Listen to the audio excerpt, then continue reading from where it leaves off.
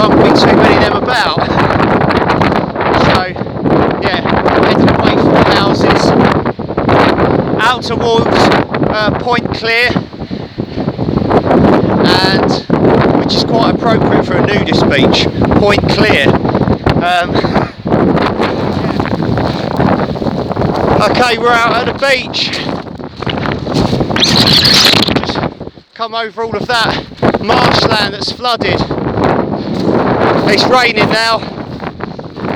Right, I'm going to look for somewhere to set up along the beach here. Tide's actually gone out quite a way. Right, I'll get back to you when I'm set up.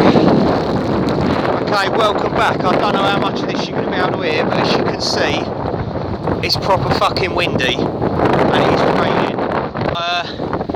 Yeah, the OEX Foxx 110 again. I had to guide all the sand stakes, and I've also chucked this big bit of concrete that I found on one end because it just wouldn't hold in like the beach grass. And then the interior, bloody hell. Right, the interior, the OEX half pad there in the middle of the screen, my food bag. I've got the inflatable pillow again from OEX. That's all the stuff sacks and that. Underneath that I've got my OEX Valo 35 litre rucksack. This is a new bit of kit. We've got this OEX, it's a 200, Rome 200 I believe it's called, can't really remember, and it's probably the heaviest sleeping bag I've ever owned. It's about 1.3 kilos. It's meant to be a 2-season sleeping bag, but I think it'd be good for winter. It's that thick, that good quality, and yeah, it's a right hand zip, very thick, synthetic of course. I've got an OEX sleeping bag liner to go with that. I should be toasty in that tonight. Beta cat on Suffolk Coast Walk book again, loving that. There's some OEX thermals somewhere, yeah, bottoms. That's a Northridge top over the back there, hat, OEX waterproofs. You name it, it's pretty much OEX. Told you, even the jacket is, the whole lot is, okay? Right, got a cider.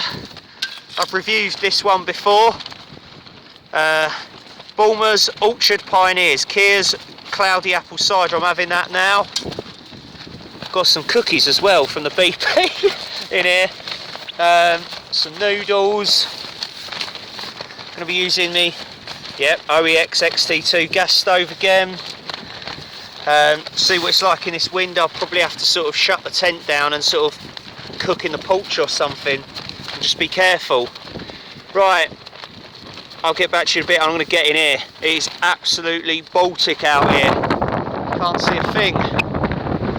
The tide's way back there though, so I'm alright. And haven't seen any nudists yet. Can you blame them? Right, chat to you in a bit. Alright, well, I'm in a tent now, of course. Got this, Bulmer's Orchard Pioneers, Keir's Cloudy Apple Cider. Had this one before. It's an absolutely cracking cider. So yeah, it's Friday night and it's cider time. Let's crack this bad boy open. I think I gave it maybe a 9 out of 10 or an 8.5 before, can't really remember. I think it was at Bradwell-on-Sea I had this one with my mate Tommy. I could be wrong though. Right, cheers. Yeah, it's a bloody good cider that. Oh. And it's howling outside. And it's raining. But I'm cosy in here. I've got a cider. Everything's alright in the world according to me, so I'm happy. Just cooking inside the little porch now. There's the fire out there. I've put that out now because it wasn't really doing anything. I've got a nice gap under here, and it's yeah, it's actually providing, you know, a nice windbreak for the little XT2 to roar up. So just boiling up some water for a hot drink, and I'm gonna chuck some more water in there and do myself some chicken flavoured super noodles. Tom Outdoors standard. Cracking little stove this. I've done a little review on it. It's not the lightest of gas stoves, it's not the smallest either. It's kind of like an MSR pocket rocket, but it's really cheap and it does the job. You can't really complain. So yeah, worth a purchase if you haven't got one. Okay, well, I'm in the sleeping bag now, and this this OEX, I think it's called a Roam 200. It's bloody warm. I've got the OEX thermal leggings on as well. I've got the OEX sleeping bag liner as well in it, and I'm on my OEX half pad as well. And yeah, it's a great little system, and I feel absolutely toasty. I reckon this would be good in winter. This bag, it says 2 season, but like with the wind coming through here, this is, you know, it's making it quite cold, but this bag is just absolutely brilliant. So yeah, I'd highly recommend it. It is a bit heavy though, 1.3 kilos. I usually try and look for a sleeping bag that's under a kilo, but I thought for this, if I'm not having to walk very far, and especially in winter, I thought, well, I'll sacrifice that and carry that little extra weight. I can cut weight elsewhere on stuff.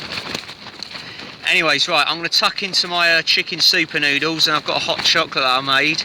I'm just letting them cool down a little bit, and then I'm going to get some sleep, or try to, with this wind at the moment, and it just sounds like it started raining as well. So yeah, you'll see me in the morning. See you later. Well, good morning there. I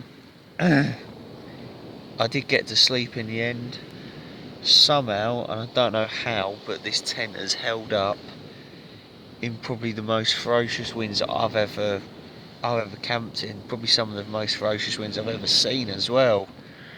We had a little bit of rain, but it was mostly just really windy. But yeah, the tent was fine, and like with the vents open as well, it still sort of allowed the airflow in as well. This OEX Roam 200 sleeping bag, like I said, I think it'd be good for winter. I had to unzip it in the end. I had to take off my OEX hoodie and like wear a t-shirt. It was really warm, but it was nice though. So yeah, I was comfortable, and yeah, I did eventually get some sleep. The wind has died down a little bit now. I can hear the waves over that way, and yeah, it's about 5:30, 5:45 in the morning, so gonna get some brekkie on the go, gonna have a look outside, and yeah, and then we're probably gonna get packed up and head off back to the car. Hopefully it's still there.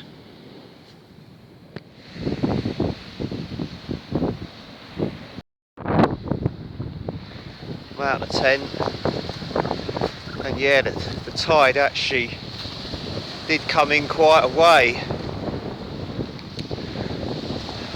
So when I've been here before, I've never seen the tide this high up. Like there's seaweed along here. Yeah, it's covered most of the beach area, but I can't see it coming any higher than this.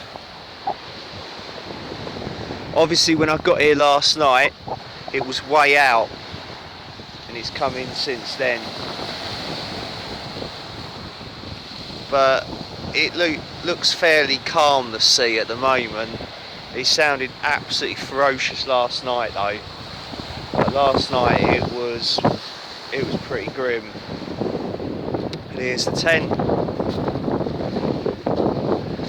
I've put my grab wind veil thing on, and you instantly feel warmer with this on. It's brilliant. yeah, so I had to sort of weight it down a little bit in a couple of key areas. Like this whole area here was just like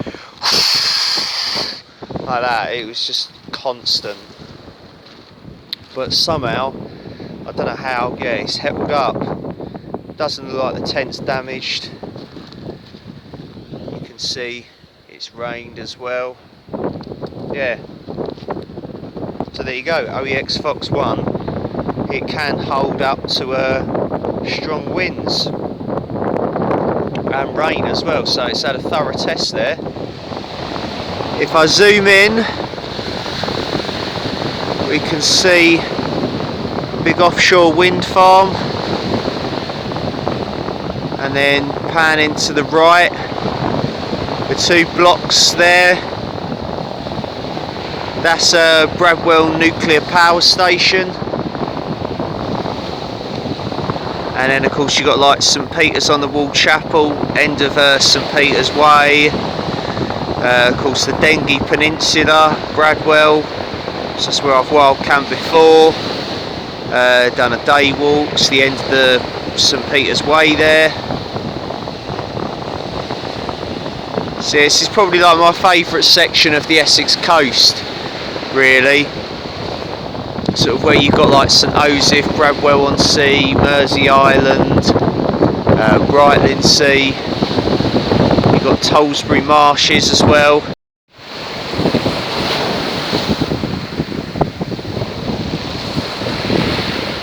Okay, the sun has truly come up now. Suddenly it's just blanketed the landscaping in just sunlight now. That was within like 2 minutes.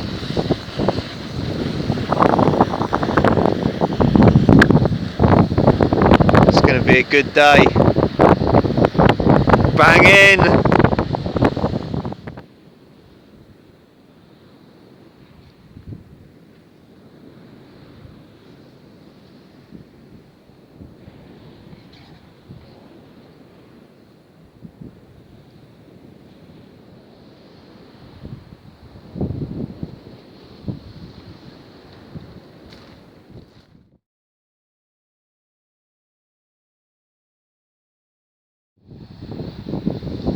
Okay, I've had breakfast, all packed up, orange bag's got all the rubbish in. I've put the fire out and buried it, and yeah, left no trace. You wouldn't even know that I was there, apart from there is a little dry patch of sand, but that's about it. And yeah, it's turned out to be a really nice morning. I've seen one old lady walking her dog. That's about it really. Still a little bit windy, but that's expected because we are, you know, right by the sea. Okay, and I'm heading off back that way to like the holiday park and St Osyth where the car is. So I'll speak to you then.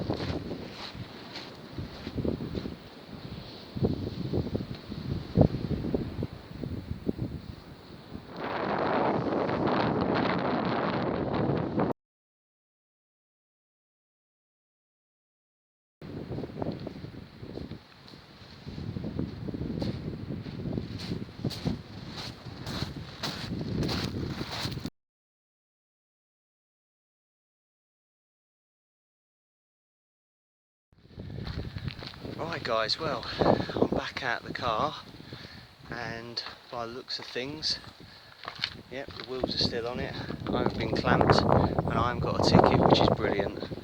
So this is probably worth noting as a place to maybe come back and wild camp in the future. Completely unmolested, no issues, no one sort of said you can't camp here. You know, anyone that did see me didn't think anything of it, which is great. And I'm far enough away from the houses and that, and you know, building civilization to sort of not bother anyone or draw attention to myself. So yeah, it's not always going to be that windy, of course. It was just sort of a one-off with the weather. So yeah, anyways, right, get get the stuff in the car. I'm off to pick Jake up, and we're going to head off to Suffolk, to Orford Ness hopefully, and probably do a wild camp there. So, but that's another video for another time. So hope you've enjoyed this one. Thank you for watching, and you'll see me in the next one. Cheers, see you later.